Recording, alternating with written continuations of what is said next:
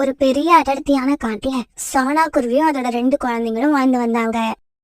சோனா குருவியோட குழந்தைங்க பேரு ஆகாஷ், குக்கு. இதுல ஆகாஷ் தான் மூத்தவன், குக்கு இளையவன். அண்ணன் தம்பி 2 பேரும் எப்பவும் ஒன்னா ஒத்துமையா இருப்பாங்க. எங்க போனாலும் ஒன்னாவே போவாங்க, ஒன்னாவே வருவாங்க. சின்ன பறவைகளுக்கும் வயதான பறவைகளுக்கும் யாராவது கெடுதல் செஞ்சா கெடுதல் செய்யறவங்கள தட்டி கேட்பாங்க. அதனால காட்டுல உள்ள பறவைகள் எல்லாம் இவங்க 2 பேரை பார்த்தாலே பயப்படுவாங்க. ஆகாஷ், குக்கு, நீங்க 2 பேரும் இதே மாதிரி அன்பாவும் ஒத்துமையாவும் இருக்கிற வரைக்கும் உங்களை யாரும் ஒன்னும் பண்ண முடியாது. உங்களோட வீரத்தை உங்களை விட பெரிய பறவைகள் கிட்டதான் காட்டணும். வலிமை இல்லாத பறவைகளை ஒரு நாளும் நீங்க துன்புறுத்த கூடாது. அம்மா, கவலைப்படாதீங்க. நாங்க கடைசி வரைக்கும் இதே மாதிரி ஒத்துமையா இருப்போம். நீங்க சொன்ன ஒவ்வொரு வார்த்தையையும் என்னைக்கும் மறக்க மாட்டோம். இவங்க இப்படி பேசிக்கிட்டு இருக்கப்ப இவங்க வீட்டு வாசல் கதவை யாரோ தட்டுற சத்தம் கேட்டது. இவங்க 3 பேரும் வெளியே போய் பார்த்தப்ப புல்புல் ஆண்டி அங்க அழுதுகிட்டு நின்னாங்க. புல்புல் அக்கா, என்ன விஷயம்? ஏன் இப்படி அழுவுறீங்க? சோனா, நான் குடியிருந்த வீட்டை கழுகு என்கிட்ட இருந்து வலுக்கட்டாயமா எடுத்துக்கிச்சு. இப்ப நானும் என்னோட குழந்தைங்களும் இருக்க இடம் இல்லாம மரக்கடையில உட்கார்ந்துருக்கோம். குக்கு, சீக்கிரம் கிளம்பு, போய் என்னன்னு பாத்துட்டு வருவோம். பிறகு ஆகாஷும் குக்கும் புல்புல் ஆண்டி கூட அவங்க வீட்டுக்கு பறந்து போனாங்க. கழுகாண்டி, இந்த மாதிரி மத்த பறவைகளோட வீட்டை வலுக்கட்டாயமா வாங்குறது அநியாயம். ஏய் குக்கு, நான் செஞ்சது நியாயமா அநியாயமான்னு உன்ன நான் கேட்டேனா? நீயா வந்து எதுக்கு உன்னோட கருத்தை என்கிட்ட சொல்லிக்கிட்டு இருக்க? போய் உன்னோட வேலைய பாரு. உங்களை இந்த வீட்டை விட்டு காலி பண்ண வைக்கிறது தான் எங்களோட முதல் வேலை. சீக்கிரமா வீட்டை காலி பண்ணி புல்புல் ஆண்டி கிட்ட இந்த வீட்டை கொடுங்க. ஆட்டை கடிச்சு மாட்டை கடிச்சு கடைசியா இந்த கழுகக்காவையே கடிக்க வந்துட்டீங்களா? இதுக்கப்புறம் உங்களை சும்மா விடக்கூடாது. வீட்டை காலி பண்ணாத வரைக்கும் நாங்களும் உங்களை சும்மா விடுறதா இல்ல. இப்படி சொன்ன ஆகாஷும் குக்கும் கழுகு மேல பாஞ்சி கழுகு தாக்க ஆரம்பிச்சாங்க. ஆகாஷும் குக்கும் ரொம்ப ஆக்ரோஷமா தாக்க ஆரம்பிச்சாங்க. கழுகாக்காவும் தன்னோட அனுபவத்தை வச்சு பயங்கரமா சண்டை போட்டது. இருந்தாலும் ஆகாஷையும் குக்குவையும் தாக்கு பிடிக்க ஓடியாத கழுகாக்கா தப்பிச்சோம் பொழைச்சோன்னு அந்த இடத்த விட்டு பறந்து போயிடுச்சு. ஆகாஷ், குக்கு, நீங்க 2 பேரும் சேர்ந்து என்ன அடிச்சிட்டீங்கல்ல, இத நான் மறக்க மாட்டேன். இதுக்கான தண்டனையை நீங்க அனுபவிச்சே தீருவீங்க. ஆகாஷ், குக்கு, உங்க 2 பேருக்கும் ரொம்ப நன்றி. நீங்க 2 பேரும் வந்து இந்த வீட்டை மீட்டு கொடுக்கலன்னா இந்த குளிர்காலத்துல 2 குழந்தைங்களை வச்சுக்கிட்டு நான் ரொம்பவும் கஷ்டப்பட்டு இருப்பேன். புல்புல் ஆண்டி, நீங்க யாருக்கும் பயப்பட தேவையில்ல. மறுபடியும் அந்த கழுகால உங்களுக்கு ஏதாவது பிரச்சனை வந்தா எங்க கிட்ட சொல்லுங்க. இப்படி சொன்ன ஆகாஷும் குக்கும் தங்களுடைய வீட்டுக்கு பறந்து போனாங்க. அம்மா, அந்த கழுகு எங்க அடிய தாங்க முடியாம உயிர் தப்பிச்சா போதும்னு பறந்து போயிடுச்சு. அந்த வீட்டை நாங்க மீட்டு கொடுத்ததும் புல்புல் ஆண்டியோட முகத்துல எவ்வளவு சந்தோஷம் தெரியுமா? மத்த பறவைகளோட முகத்துல அந்த சந்தோஷத்தை பாக்குறதுக்காக என்ன வேணாலும் செய்யலாம்னு தோணுது. சபாஷ் பசங்களா, உங்களை நினைச்சா எனக்கு ரொம்ப பெருமையா இருக்கு. நம்மளை விட வலிமையில குறிஞ்சவங்களுக்கு நம்ம எப்பவும் உதவி செஞ்சே ஆகணும். சின்ன பிள்ளை சீக்கிரம் இங்க வா. என்ன மண்டோதரி, ஏன் இவ்வளவு அவசரமா கூப்பிடுற? இங்க பாரு, சீக்கிரமா போய் காலுக்காகத்தையும் கோரிக்காகத்தையும் அழைச்சுக்கிட்டு வா. மண்டோதரி, என்னவோ உடம்புல இவ்வளவு ரத்தம் வருது, என்ன ஆச்சு? இங்க பாரு சின்ன பிள்ளை, நான் சொன்னதை செய், குறுக்க கேள்வி கேட்காத. கழுகாக்கா இப்படி சொன்ன உடனே கழுகு கிட்ட வேலை பாக்குற அந்த சின்ன புள்ள காங்களை கூப்பிட பறந்து போச்சு. காகங்களே, உங்க 2 பேரையும் மண்டோதரி அக்கா கையோட அழைச்சுக்கிட்டு வர சொன்னாங்க. கையோட அழைச்சிட்டு வர சொன்னாங்களா? அப்படி என்ன அவசரம்? தெரியல, மண்டோதரி யார்கிட்டயோ சண்டை போட்ட மாதிரி தெரியுது. உடம்பெல்லாம் ஒரே காயம், காயத்துல இருந்து ரத்தம் வருது. பின்ன ரத்தம் வராம வேற என்ன வரும்? காலேஜி, சீக்கிரம் கிளம்பி வாங்க, கழுகாக்காவுக்கு என்னாச்சுன்னு போய் பாப்போம். பிறகு காங்கள் 3 பேரும் கழுகாக்காவோட குகையை நோக்கி பறந்து போனாங்க. கழுகக்கா, என்ன இது? நீங்க அடிச்சு மத்தவங்க உடம்புல ரத்தம் வர்றதான் இது வரைக்கும் பாத்திருக்கோம். உங்க உடம்புல ரத்தம் வர்றத பாக்க ரொம்ப கஷ்டமா இருக்கு. கழுகக்கா, இவ்வளவு துணிச்சலா உங்களை அடிச்சது யாரு? அவங்க வேற யாரும் இல்ல, இந்த காட்டுல வசிக்கிற சோனா குருவியோட பசங்க ஆகாஷும் குக்குவும் தான். இங்க பாருங்க, அவங்க 2 பேரையும் உயிரோடவே விடக்கூடாது. கழுகக்கா, ஆகாஷும் குக்குவும் சோனா குருவியோட பசங்க தான். இருந்தாலும் அவங்க 2 பேரும் ஒன்னா சேர்ந்து வந்தாங்கன்னா அவங்கள யாராலையும் ஜெயிக்க முடியாது. ஆமா கழுகக்கா, நாங்களே அவங்க 2 பேரையும் பார்த்தா ஒதுங்கி போயிடுவோம். இங்க பாருங்க, அவங்க 2 பேரும் சாகுற வரைக்கும் எனக்கு நிம்மதியே கிடையாது. அப்படியா? அப்படின்னா உங்களுக்கு இந்த ஜென்மத்துல நிம்மதியே கிடையாது. ஏய் காலு, முட்டாள்தனமா பேசாத. என்னோட நிம்மதியை எப்படி தேடிக்கணும்னு எனக்கு தெரியும். நீங்க எனக்கு ஒரே ஒரு உதவி பண்ணுங்க, அது போதும். கழுகக்கா, ஆகாஷையும் குக்குவையும் மட்டும் அடிக்க சொல்லிடாதீங்க. வேற எந்த உதவியா இருந்தாலும் நாங்க செய்ய தயாரா இருக்கோம். நீங்க யாரும் அவங்கள அடிக்க வேண்டாம், அவங்கள நான் பாத்துக்கிறேன். ஆனா ஒத்துமையா இருக்க அண்ணன் தம்பி 2 பேரையும் எப்படியாவது தனித்தனியா பிரிச்சாகணும். நீங்க அந்த உதவியை மட்டும் செஞ்சா போதும். கழுகுக்கா, அண்ணன் தம்பி 2 பேரையும் தனித்தனியா பிரிக்கிறது சாதாரண காரியமா இருக்காது. இருந்தாலும் கவலைப்படாதீங்க. நானும் கோரியும் நல்லா யோசிச்சு எப்படியாவது இன்னும் கொஞ்ச நாள்ல அவங்க 2 பேரையும் பிரிச்சு காட்டுறோம். எவ்வளவு சீக்கிரம் உங்களை பிரிக்க முடியுமோ அவ்வளவு சீக்கிரம் உங்களை பிரிச்சு காட்டுங்க. என்னால ரொம்ப நாள் காத்திருக்க முடியாது. பிறகு காகங்கள் 2 பேரும் தங்களுடைய வீட்டுக்கு திரும்பி வந்தாங்க. கோரி, அண்ணன் தம்பிங்க 2 பேரையும் தனித்தனியா பிரிச்சு காட்டுறோம்னு கழுகக்கா கிட்ட எப்படியோ சொல்லிட்டு வந்துட்டேன். ஆனா எனக்கு என்னவோ அவங்கள பிரிக்கிறது ரொம்ப கஷ்டமா இருக்கும்னு இப்ப தோணுது. காலுஜி, குடும்பத்தை பிரிக்கிறதுன்னா இந்த கோரிக்கு அல்வா சாப்பிடுற மாதிரி ஆகாஷையும் குக்குவையும் தனித்தனியா நான் பிரிச்சு காட்டுறேன். அத பத்தி நீங்க கவலைப்படாதீங்க. இப்படி சொன்ன கோரிக்காகவும் பிறகு பக்கத்து காட்டை நோக்கி பறந்து போச்சு. இப்படி பக்கத்து காட்டுக்கு போன கோரிக்காகவும் அவங்க தனக்கு தெரிஞ்ச குருவிய போய் சந்திச்சது. இங்க பாரு அபி, ஆகாஷ் தான் பெரியவன், குக்கு சின்னவன். நீ குக்குக்கு குறி வைக்காத. அவன் ரொம்ப புத்திசாலி, எல்லாரையும் சந்தேகப்படுறவன், யாரையும் அவ்வளவு ஈஸியா நம்ப மாட்டான். ஆனா ஆகாஷ் அப்படி இல்ல, எல்லாரையும் நம்புவான். அவனை ஈஸியா ஏமாத்தலாம். கோரியக்கா, எனக்கு இந்த விவரங்களே போதும். அண்ணனையும் தம்பியும் சீக்கிரமாவே பிரிச்சிடுறேன். இத நான் எதுக்காக தெரியுமா செய்யறேன்? உங்களுக்காக இல்ல, கழுகாக்காவோட எப்படியாவது ஃப்ரெண்ட்ஷிப் வச்சுக்கணும்னு எனக்கு ரொம்ப நாளா ஆசை. இது எனக்கு ஒரு நல்ல சந்தர்ப்பம். இப்படியே சில நாட்கள் நகர்ந்துச்சு. ஒரு நாள் ஆகாஷ் நதியோரமா உட்கார்ந்திருக்கப்ப அபி அங்க வந்தது. உங்களை பத்தி நான் நிறைய கேள்விப்பட்டிருக்கேன். எல்லா பறவைகளுக்கும் நீங்க உதவி செய்வீங்களா? ஆமா, நீங்க யாரு? உங்க பேர் என்ன? நான் கடற்கரைக்கு பக்கத்துல உள்ள காட்டுல இருந்து வரேன். என் பேரு அபி. உங்களை பத்தி நிறைய கேள்விப்பட்டிருக்கேன், அதனால உங்களை பார்க்கணும்னு ஆசைப்பட்டேன். நீங்க நான் நினைச்சதை விட ரொம்பவும் அழகா இருக்கீங்க. நீங்க மட்டும் என்ன, ஆரஞ்சு கலர்ல உள்ள உங்களோட ரெக்கைகள் ரொம்பவும் அழகா இருக்கு. நான் உங்க கூட ஃப்ரெண்ட்ஷிப் வச்சுக்கலாம்னு ஆசைப்படுறேன். உங்கள மாதிரி அழகான பறவையோட ஃப்ரெண்ட்ஷிப்ப யாருதான் வேண்டான்னு சொல்லுவாங்க. என் கூட வாங்க, என்னோட காட்டை உங்களுக்கு சுத்தி காட்டுறேன்.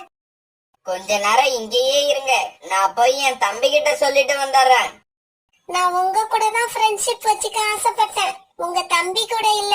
உங்க தம்பி கிட்ட நீங்க வந்து சொல்லிக்கலாம். இப்ப உடனே என் கூட வாங்க. இப்படியெல்லாம் பேசி அபி ஆகாஷ தன்னுடைய காட்டுக்கு அழைச்சிட்டு போச்சு. இந்த அருவியும் இந்த இடமும் ரொம்பவும் அழகா இருக்கு.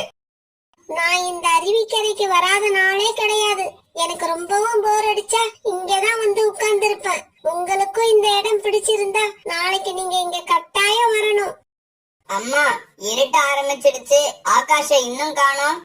என்கிட்ட சொல்லாம ஆகாஷ் எங்கேயும் போக மாட்டான். இன்னைக்கு என்ன ஆச்சுன்னு தெரியல. ஆகாஷ் எந்த வேலையா இருந்தாலும் இந்நேரம் வீட்டுக்கு வந்திருப்பா. இன்னைக்கு நடக்கிறது எல்லாம் ரொம்பவும் புதுசா இருக்கு.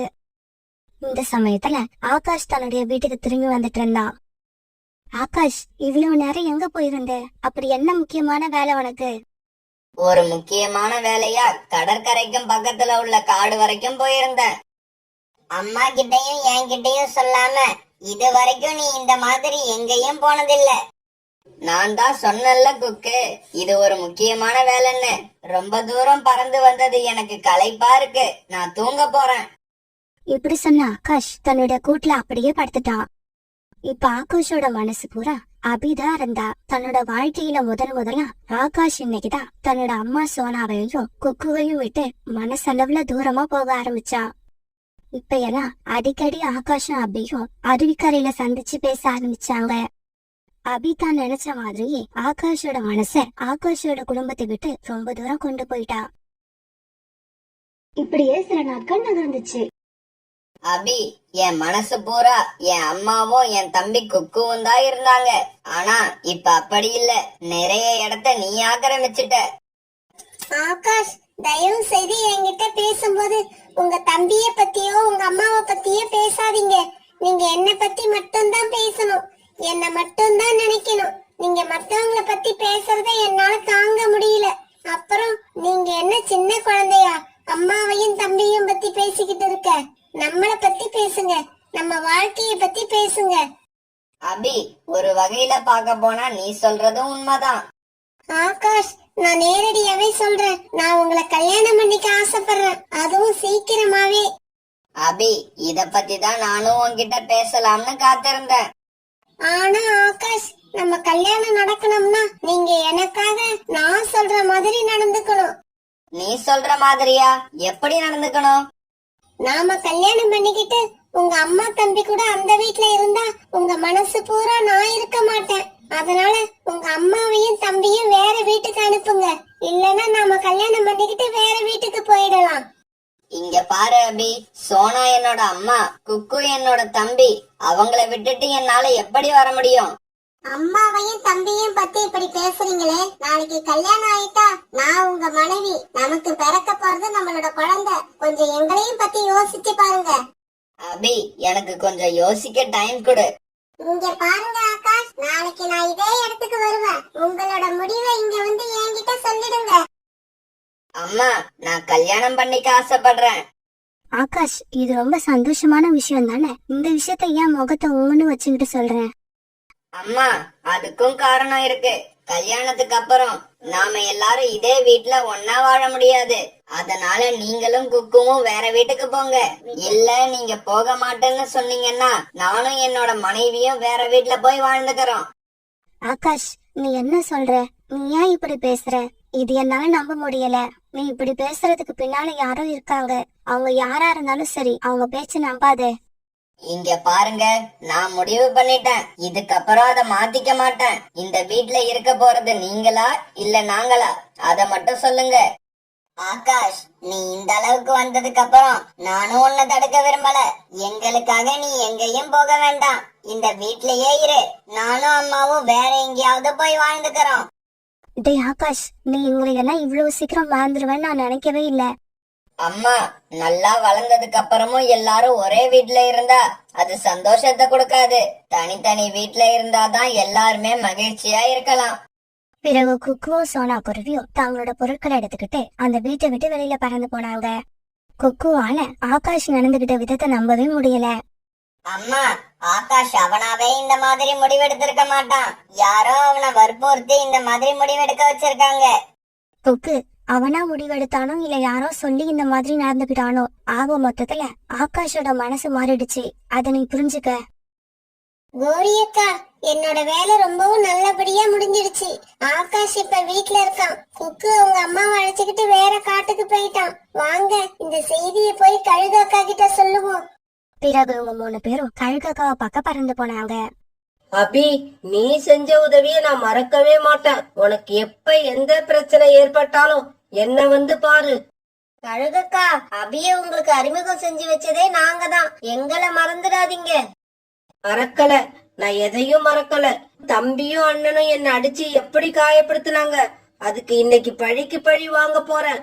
இன்னைக்கு ஆகாஷ கொல்லுவ, நாளைக்கு பக்கத்து காட்டுக்கு பறந்து போய் குக்குவையும் அவங்க அம்மாவையும் கொல்லுவ. இப்படி பேசிக்கிட்ட கழுகக்காவும் காலுக்காகவும் கோரிக்காவும் இவங்க எல்லாருமே சோனா குருவி வீட்டை நோக்கி பறக்க ஆரம்பிச்சாங்க. என்ன ஆகாஷ், எப்படி இருக்க? என்ன கழுகக்கா, எதுக்கு இங்க வந்திருக்கீங்க? உனக்கும் எனக்கும் ஒரு கணக்கு இருக்கு, அத முடிச்சிட்டு போகலான்னு வந்தேன். ஓஹோ, பழைய கணக்க முடிக்க வந்தீங்களா? அன்னைக்கு என்னவோ உங்களை உயிரோட விட்டுட்டோம், ஆனா இன்னைக்கு விட மாட்டேன். ஆகாஷ், நீ அன்னைக்கு மாதிரி இல்ல. இப்ப நீ தனியா இருக்க, அத மறந்துட்டு பேசாத. கழுகு இப்படி சொன்ன உடனே ஆகாஷ் மனசுல கொஞ்சமா பயம் வர ஆரம்பிச்சது. ஆகாஷ், இந்த நாளுக்காக நான் 6 மாசமா காத்திருக்கேன். இங்க பாரு ஆகாஷ், உன்னையும் உன் தம்பியும் பிரிக்க நாங்க எவ்வளவு தெரியுமா கஷ்டப்பட்டோம். நாங்க மாசக்கணக்கா பட்ட கஷ்டத்துக்கு இன்னைக்குதான் பலன் கிடைச்சிருக்கு. இந்த சமயத்துல அபி அங்க வந்து சேர்ந்தது. அபி, நீ இந்த இடத்துல இருக்காத, சீக்கிரமா இங்க இருந்து கிளம்பு, இல்லன்னா உனக்கும் ஆபத்து வரும். ஆகாஷ், நான் உங்க பக்கத்துல நின்னாதான் எனக்கு ஆபத்து வரும். அதனால நான் கழுகக்கா பக்கத்துல போய் நின்னுக்கிறேன். இப்படி சொன்ன அபி தாவி போய் கழுகக்கா கூடத்துல சேர்ந்துடுச்சு. என்ன ஆகாஷ், எதுவும் புரியாம தலையெல்லாம் சுத்துதா? அபி உங்ககிட்ட பேசுனது எல்லாம் நடிப்பு. உன்னையும் குக்குவையும் பிரிக்க நான் தான் அபிய உன்கிட்ட அனுப்பி வச்சேன். ஏய் கோரி, இவன்கிட்ட என்ன வளவளன்னு பேசிக்கிட்டு, இவனை இப்பவே அடிச்சு கொல்லணும், அப்பதான் என்னோட ஆத்திரம் அடங்கும்.